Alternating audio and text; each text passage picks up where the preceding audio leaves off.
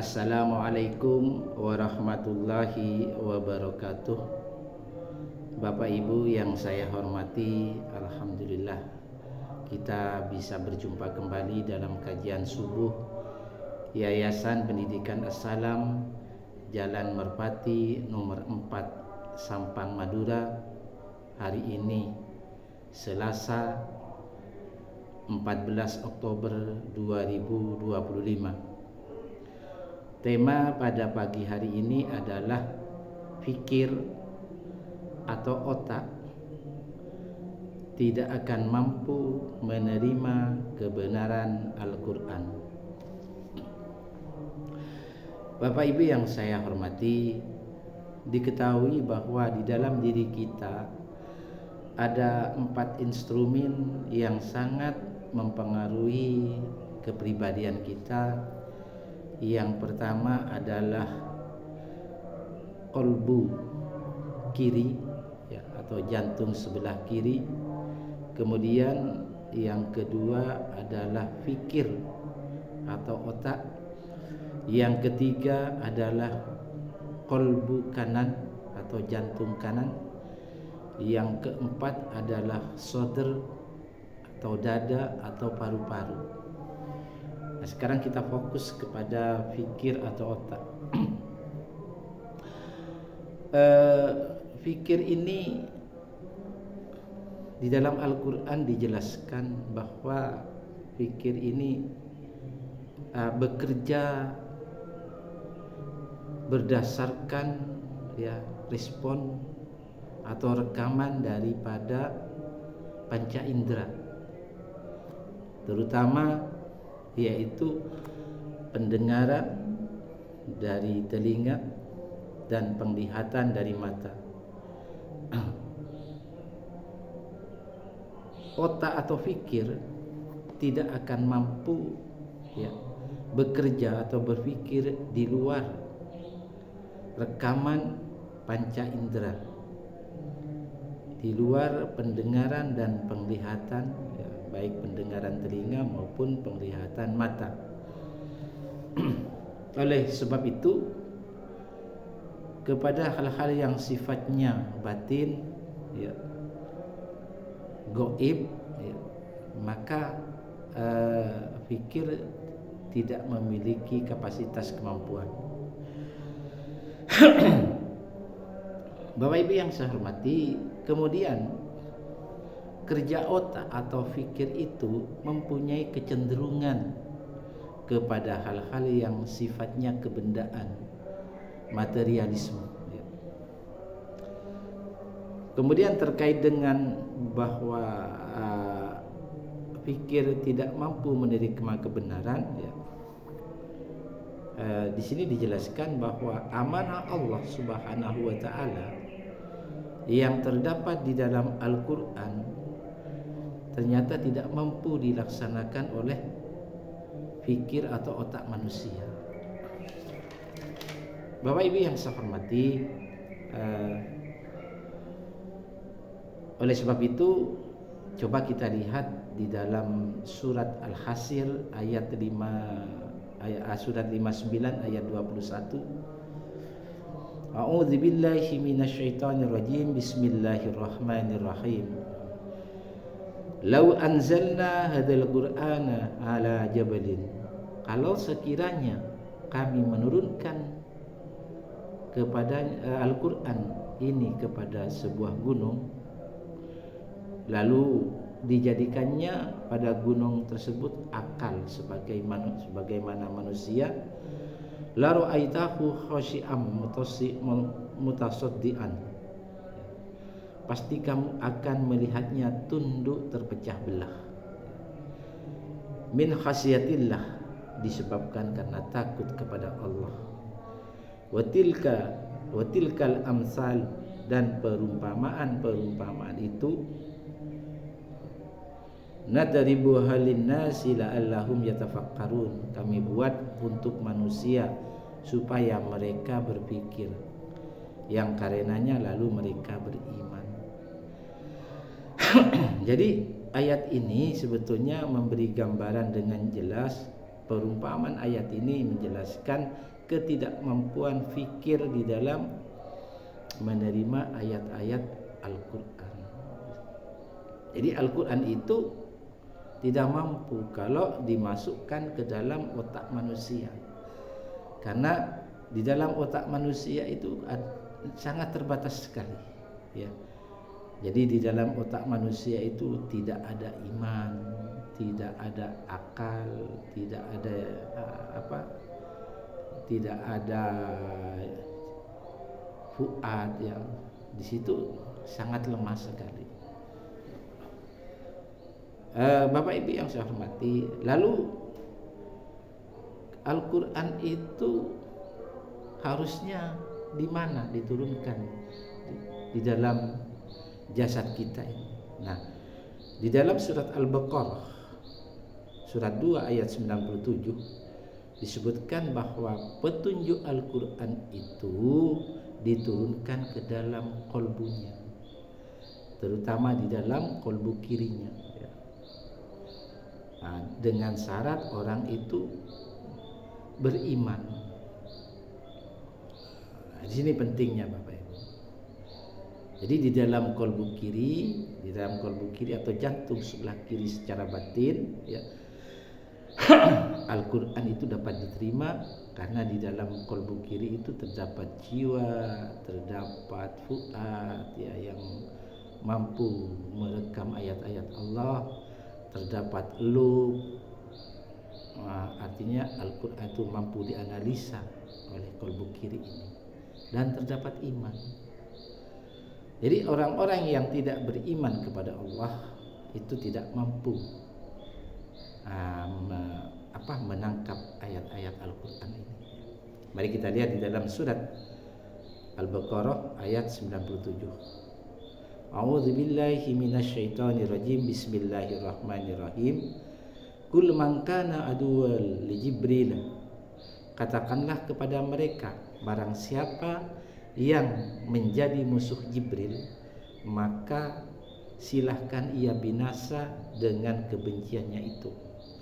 Fa innahu nazzalahu, maka sesungguhnya Jibril itu menurunkannya, artinya menurunkan Al-Quran, ya, ala qalbika biidznillah, ke dalam kolbumu, ke dalam jantungmu, jantung sebelah kiri, kolbu kiri, tetapi dengan seizin Allah, ya. Musaddiqan lima baina yadayhi, membenarkan apa-apa yang berada di hadapannya, ya. Wa huda wa busyra lil mu'minin, dan menjadi petunjuk dari apa? Petunjuk dari kesesatan, serta berita gembira. Apa maksudnya? Yaitu orang yang mampu menerima Al-Quran ke dalam kolbu kirinya, Allah janjikan surga bagi orang-orang yang beriman. Orang yang beriman itu yang bagaimana? Orang-orang yang istiqomah di dalam beribadah, orang-orang yang selalu mengagungkan Allah secara murni, orang-orang yang begitu cintanya kepada Rasulullah, orang-orang yang begitu semangatnya memperjuangkan agama Allah. Surat Al-Hujurat ayat 15. Nah, di situ Bapak Ibu. Nah, jadi Al-Quran tidak bisa masuk kepada otak manusia karena memang otak ini tidak punya perangkat. Makanya sebenarnya pusat sumber ilmu pengetahuan itu bukan di otak. Pusat sumber ilmu pengetahuan itu adalah pusatnya di dalam kolbu, atau tepatnya dalam kolbu kiri, jantung sebelah kiri, ya. Ini sebetulnya pusat sumber ilmu pengetahuan.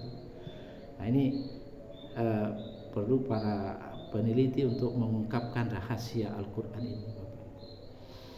Memang fikir ini diberikan kelebihan oleh Allah. Fikir ini diberikan kelebihan oleh otak, itu mempunyai kinerja positif. Apa kinerja positifnya? Yaitu kecerdasan yang berupa kecerdasan intelektual, meliputi 3 hal. Yang pertama, bahwa otak itu mampu merencanakan. Jadi Tuhan mengilhamkan kepada fikir yang berbentuk wujudnya berupa perencanaan sebelum mendirikan sesuatu. Bisa dilihat di dalam surat An-Nahl surat 16 ayat 68. Kemudian fikir juga mempunyai kinerja positif. Yang kedua adalah mampu melakukan penelitian. Otak itu.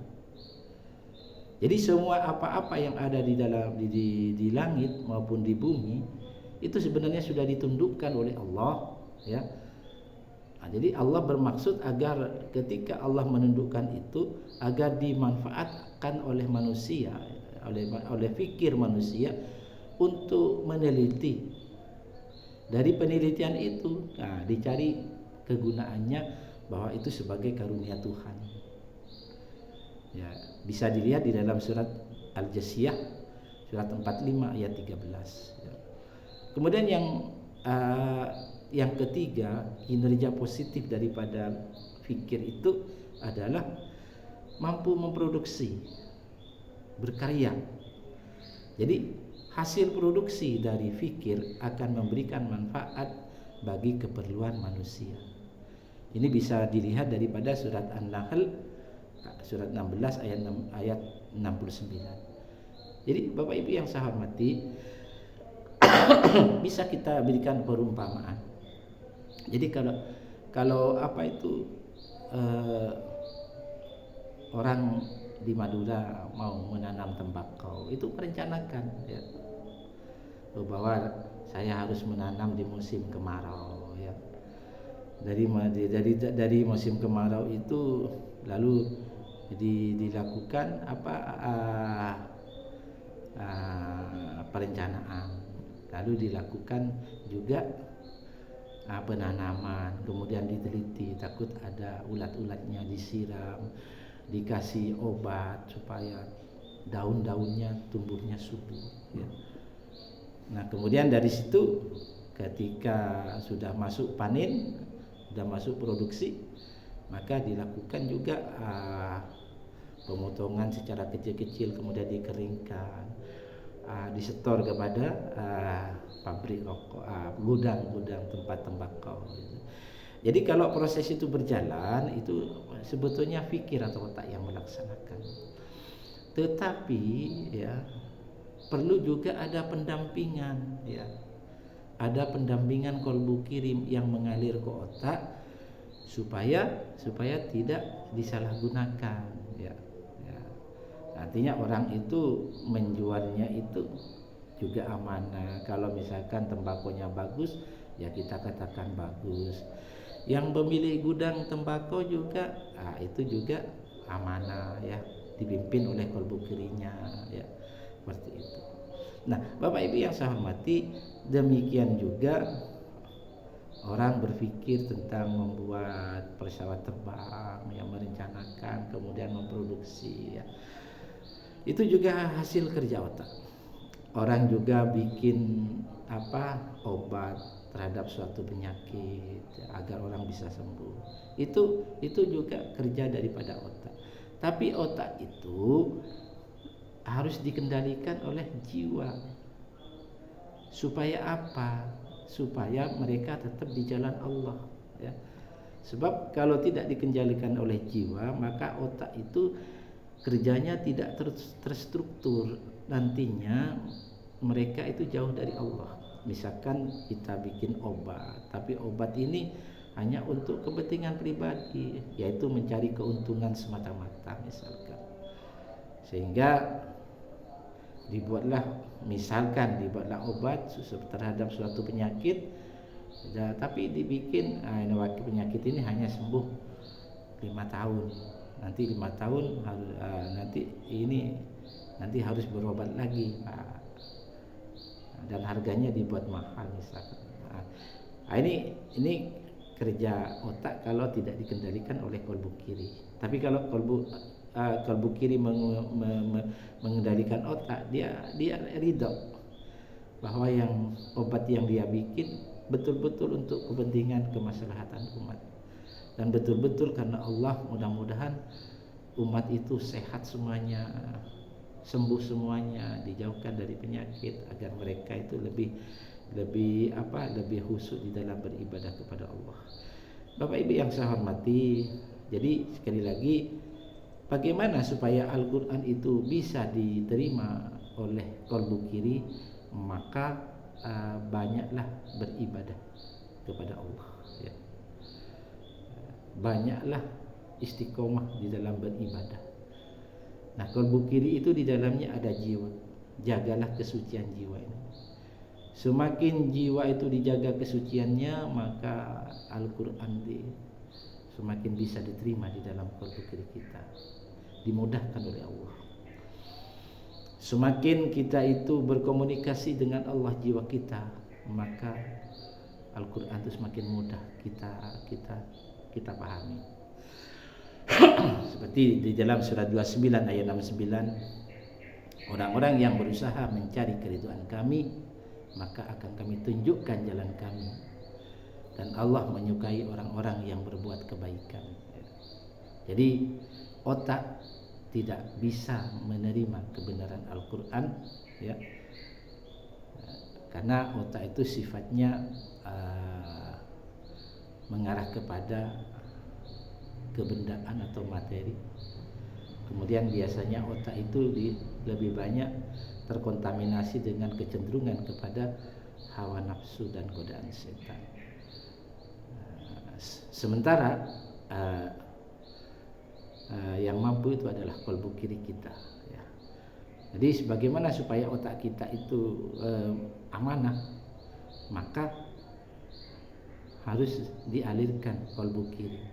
Jadi otak itu semakin bekerja maksimal, ya, maka kolbu kiri melalui zikir, ya, mengingat Allah, maka kecerdasan akan semakin tampak, ya.